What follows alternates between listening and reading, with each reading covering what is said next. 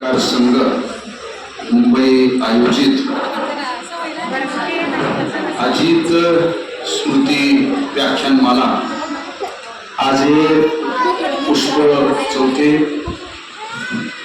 या कार्यक्रमासाठी या ठिकाणी या मंचावर इथं आवर्जून उपस्थित असणारे या कार्यक्रमाला अध्यक्ष म्हणून लाभलेले बीड नगरपालिकेचे ज्येष्ठ नगरसेवक आमचे मार्गदर्शक आदरणीय मोईन मास्टर साहेब, या मंचावर आवर्जून उपस्थित असणारे डॉक्टर अनिलजी पाटील सर, या ठिकाणी मंचावर उपस्थित ॲडव्होकेट राम आवटे साहेब, त्याचबरोबर मंचावर उपस्थित असणारे महेंद्रजी निकम, इथं ज्यांच्या माध्यमातून या कार्यक्रमामध्ये अजून भर पडली त्या सामाजिक कार्यकर्त्या अमृतपाली साबळे, इथं उपस्थित असणारे आमच्या बीड नगरपालिकेचे स्वीकृत सदस्य भीमराव नाना, त्याचबरोबर अर्थ व नियोजन विभागाचे सभापती आदरणीय आमचे सहकारी बाळासाहेबजी गुंजाळ, नगरसेवक भैयासाहेब बोले, नगरसेवक महेश धांडे, सभापती रणजितजी बनसोडे, त्याचबरोबर भाऊसाहेबजी गावकर, आमचे सहकारी रामारीजी बिट्टे साहेब, उपस्थित असणारे सर्वच या मंचावरील आणि समोर असणारे सर्व समाज जीवनात काम करणारे सर्व लहान थोर मंडळी, उपस्थित मोठ्या संख्येने सर्व माता भगिनी, आज महाराष्ट्र राज्य मराठी पत्रकार संघाच्या माध्यमातून दादांच्या स्मृतीला उजाळा देण्यासाठी दर महिन्याला त्या ठिकाणी या व्याख्यानमालेचं अजित स्मृती व्याख्यानमाला म्हणून आयोजन केलं जातंय. त्याबद्दल मी सर्वप्रथम संतोषजी मानूरकर साहेब आणि वसंतराव मुंडे साहेब यांचं आपल्या सगळ्यांच्या वतीने विशेष असा आभार त्या ठिकाणी मानतो. आज दादांना जाऊन आता 4 महिने आज पूर्ण होत आहे. काळ हा वेगाने पुढे सरकत असतो आणि आपण सगळ्यांनी हे दुःख पचवून किंवा हे झालेलं जे काय आहे काळाचा घाला ते स्वीकारून आपण पुढे वाटचाल त्या ठिकाणी करतोय. परंतु आजही आपणच काय म्हणजे माझ्यासारखा एक समाज जीवनामध्ये काम करणारा कार्यकर्ता याला तर हे दुःख न पचण्यासारखं आहे, ह्याच्यातून बाहेर निघणं आजही त्या ठिकाणी हे कसं आपण बाहेर पडू आणि कसं त्या ठिकाणी दादांचं जो काही विचारांचा वसा आणि वारसा आपण पुढे नेऊ त्यासाठी आम्ही माझ्यासारखा कार्यकर्ता अजूनही प्रयत्न करतो. परंतु संबंध महाराष्ट्र आजही दादांना विसरायला त्या ठिकाणी तयार आहे.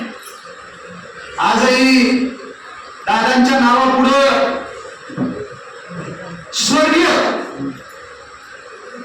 हे कानावर पडलं म्हणायचं तर दूर, कानावर जरी पडलं तरी ते त्या ठिकाणी फार त्या ठिकाणी मनाला वेदना त्या ठिकाणी होतात.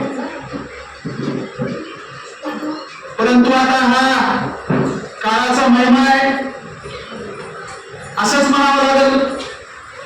आणि दादांची ओळख ही महाराष्ट्रामध्ये त्यांची कार्यपद्धती कार्यप्रणाली पाहून बघून एक कामाचा माणूस म्हणून दादांची ओळख त्या ठिकाणी होती. दादांचा वाटा म्हणजे तो त्याच्यामध्ये बदल होणार नाही ते फायनल आहे. एखादी गोष्ट दादा बोलले तर त्याच्यामध्ये काही झालं तरी बदल होणार नाही हा अनुभव महाराष्ट्राने संबंध घेतलेला आहे. आजही आपण मतदारसंघामधले दौरे असू द्या आमचे मंत्रालयामध्ये वेगवेगळ्या माध्यमातून कामाच्या निमित्तानं त्या ठिकाणी जावं लागतं. आजही दौरा करत असताना किंवा मंत्रालयात गेल्यानंतर त्यांच्या आठवणी प्रखरपणे त्या ठिकाणी जाणवतात.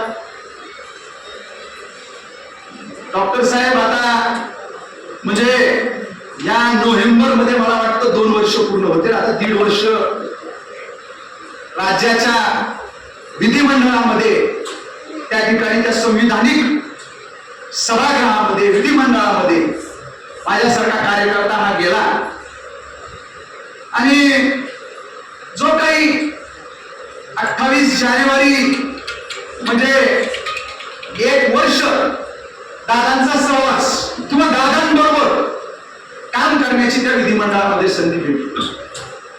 पहिलं अधिवेशन हे मला वाटतं नोव्हेंबर मध्ये निवडणुका झाल्या 2024 मध्ये आणि पहिलं अर्थसंकल्पाचं अधिवेशन त्या ठिकाणी. तर तुम्ही आता एका संविधानिक पदावर गेलाय, तुमच्यावर जबाबदारी वाढलेली. मी उद्या सभागृहामध्ये असू द्या सभागृहाच्या बाहेर असू द्या समाज जीवनामध्ये असू बोलत असताना सगळ्या गोष्टीचं तारतम्य पाहिजे. आणि त्याचे अधिवेशन डिसेंबरचं होतं, 1 आठवड्याचं होतं. आम्हाला पहिल्या टर्मचे आमदार आम्हाला सगळ्या लहानपणीपासून पाहिलेलं आहे. ते सभागृह पाहिलं, वरतून प्रेक्षक म्हणून त्या ठिकाणी पाहिलेलं, परंतु स्वतः कशा पद्धतीनं तिथं वागलं पाहिजे, काय केलं पाहिजे, काय बोललं पाहिजे, कशा पद्धतीने विषय मांडले पाहिजे, अतिशय एका घंट्यामध्ये दादांनी आम्हाला सगळं समजून सांगितलं. मुंडे साहेब त्यांनी मला म्हणजे लक्षात घ्यायचं म्हणजे अधिवेशन काळामध्ये तुम्ही सभागृहामध्ये बसता, तुम्ही सभागृहामध्ये बसत असताना तुमच्याकडं सगळ्या महाराष्ट्राचं लक्ष असतं. एक लक्षात ठेवा, नाही तर कुणी कानात पोट घालायलाय, कुणी अजून काय करायलाय, केस नीट करायलाय, कुणी काहीतरी असं डोळे बंद करून बसलाय, असं होत नसतं. सगळे कॅमेरे असतात. तिथं बसत असताना शिस्तीने तुम्ही बसलं पाहिजे, वागलं पाहिजे, बोललं पाहिजे. त्याचे पडसाद संबंध महाराष्ट्रात उमटत असतात आणि तुम्ही 4-4 लाख लोकांचं प्रतिनिधित्व करणारे लोकप्रतिनिधी आहेत. त्याच्यामुळे तुमच्यावर जबाबदारी वाढली असं ठणकावून सांगणारे दादा लोक. आणि मी म्हणलं कमी काळ घडला, माझी पूर्ण कारकीर्द त्या ठिकाणी दादांच्या सहवासामध्ये ती राहिली असती. पण दुर्दैव आहे, अनेक प्रसंग आहे दादांच्या इथं वेळोवेळी सांगितलं तर शिस्त, जेवढे दादा शिस्तीचे होते तेवढे दादा आतून जे काही आले अतिशय प्रेमळ आणि संवेदनशीलही त्या ठिकाणी. कारण मला वाटतं मार्च 2025 ला